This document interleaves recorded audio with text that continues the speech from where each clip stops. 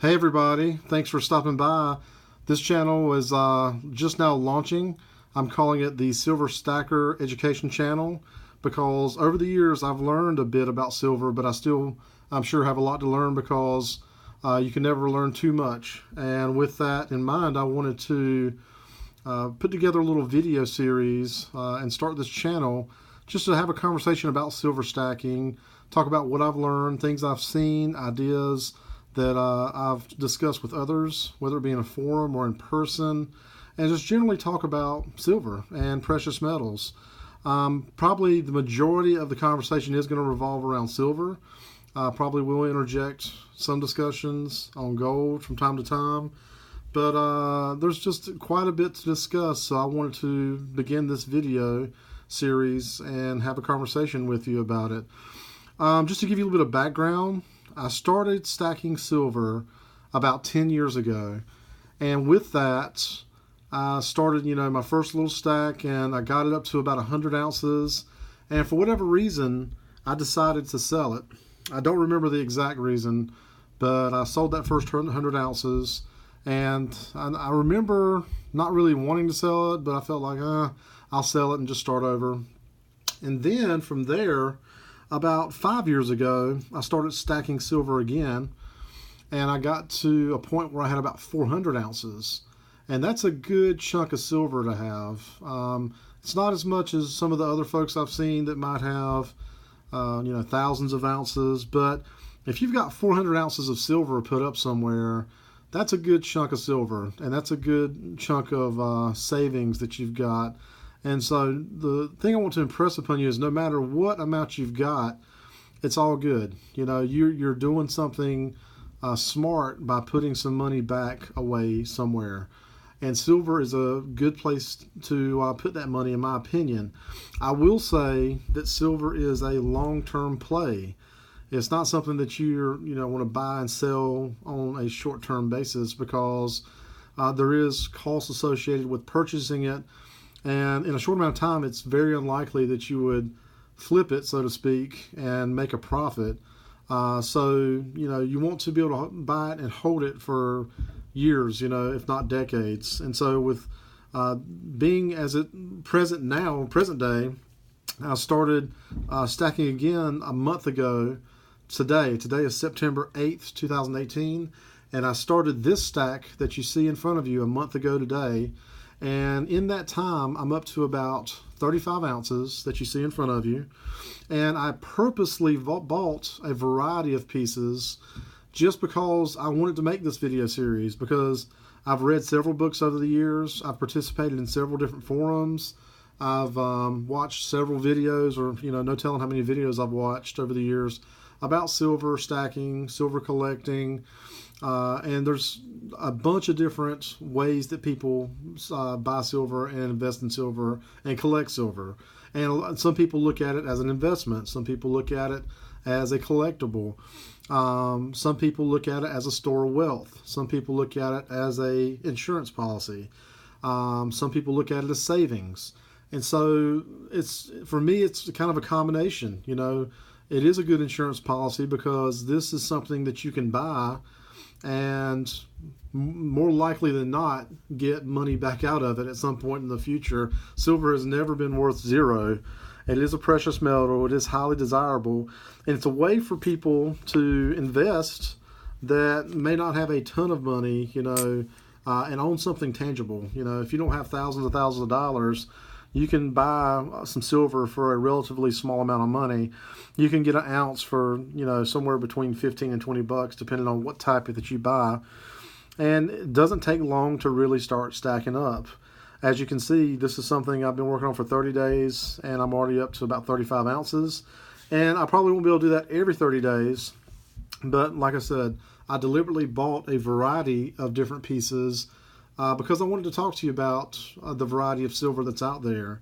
And so with that in mind, I'm going to go ahead and start just talking about some individual pieces.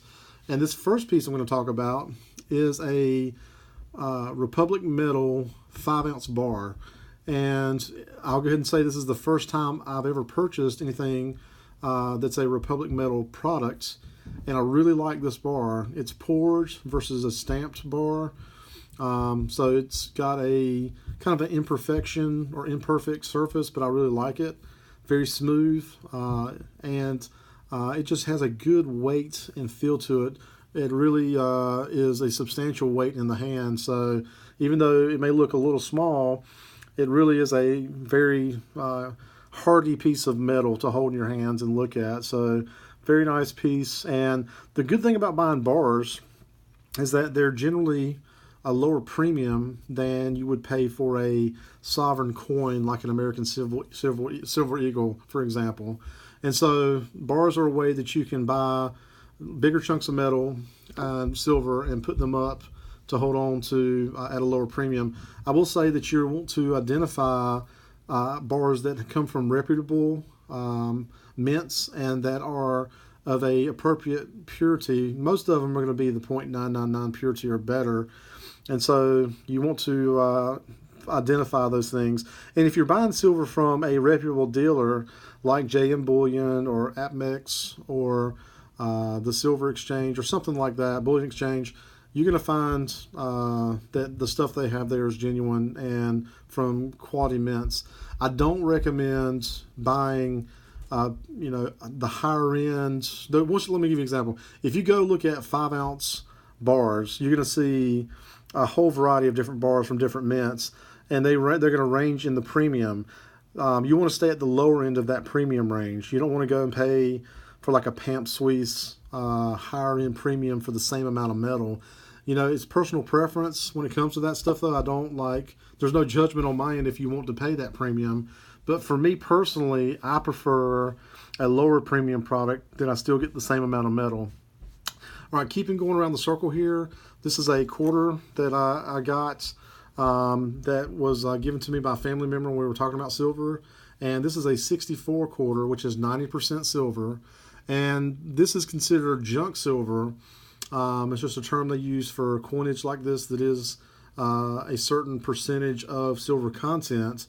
I personally don't buy junk silver. I may buy some down the road, but I prefer other types of silver. But there's nothing wrong with buying junk silver. There's absolutely nothing wrong with it. And some collectors or stackers, that's what they do.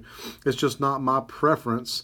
Yeah, although I probably will buy some just to have some of the older coins that you don't see in circulation that often. But absolutely nothing wrong with this. It's a cool piece, and you can tell by the date, but you can also tell by the sound and the trim, the border on this. You can see that it has a silver border versus like a copper look that you might see in a post 64 quarter. Also, we have, I picked these up. These are 1/2 ounce coins from Australia. And this is also one that I put in the airtight just for display purposes when I do videos to talk about. But this is a 1/2 ounce and it was on sale. That's the reason I purchased it, along with these other 1/2 ounce for 2 ounces. And I really like them. They're a good feel in the hand. They're a good size. And they were on sale, which is something that I want to encourage you to look for. Is anytime you see something on sale and it's a low premium over spot price, that's something you should probably dial into and consider purchasing if you don't have your heart set on anything else. If these were on sale again, and I might would consider buying a tube of them. All right. Other things we've got, let's see. This is something that's a new series. It's been out for a couple years now. This is from the series The Queen's Beasts, and it is a series that's launching with 10 different beasts represented on the coin. This is a sovereign coin from Britain and the Royal Mint. This is the Black Bull of Clarence piece. Really nice look to it. Very nice coin. I really like it. The only disadvantage this type of coinage is going to have versus a bar or round is you are going to pay a premium for that, but that's okay. I probably wouldn't buy a volume of these, but one every once in a while is pretty cool, and I really like it. There is a 10 ounce version of those that I really like, and I might consider getting some of those because they are a lower premium on those.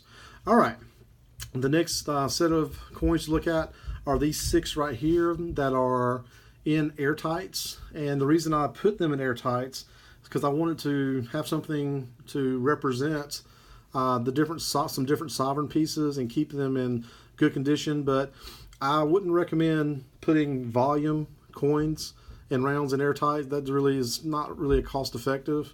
But if you've got a few things that you want to preserve, so you can look at them and show them off and maybe make a video yourself, airtights are not cost prohibitive on a limited basis.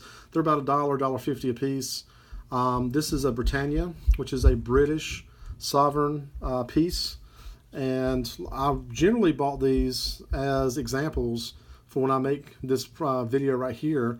But going forward, I'll probably buy a few more different pieces just to have some diversity, but I probably wouldn't buy a volume of some of these. Just my personal preference. This is one of the most recognized coins in the world. This is the American Silver Eagle. I'm sure you've seen one before. These do carry a higher premium just because they are sovereign, backed by the United States of America, and they are, like all these coins, a 999 purity of silver or higher.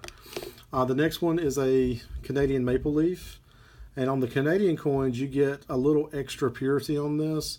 They are 4.9 pure. You can see that right here by my thumb. Really, really pretty coins. I like the maples. Next we have a piece from Austria. This is a Philharmonic. Also a nice piece. Nice representation. And then this is a guinea from St. Helena. Nice piece here also. I think this was on sale, so I picked it up. And then lastly, for these sovereign pieces, is a Krugerrand, which is from South Africa, and also a nice looking piece to show. All right, and then the last part of this stack is represented on the back here, and I have a stack of 10 maple leaves right here, and I've already had one in the airtight that I showed you. Very nice pieces to look at and to stack. And I bought this stack of 10 because they were on sale at the time, and they were a really good deal in my opinion. And then this stack right here of rounds, Buffalo rounds. The reason I bought these because these were on sale. They have a deal on a lot of the big websites. The big bullion dealers will offer you 10 rounds at spot for new customers, and so I picked those up just to kind of kickstart the stacking, and that's a heck of a deal. If you can identify buying 10 rounds at spot, I recommend it. All right, so that is the beginning of my newest stack, and I appreciate you taking the time to watch this video. I'll be posting videos in the future. I'm going to try to do it on a weekly basis of even if I don't buy anything for that week, I'll post and talk about some silver and different aspects of collecting, investing, purchasing silver, and just talking points about it. I do appreciate your time. Thank you for taking a look, and keep stacking, guys. Talk to you soon.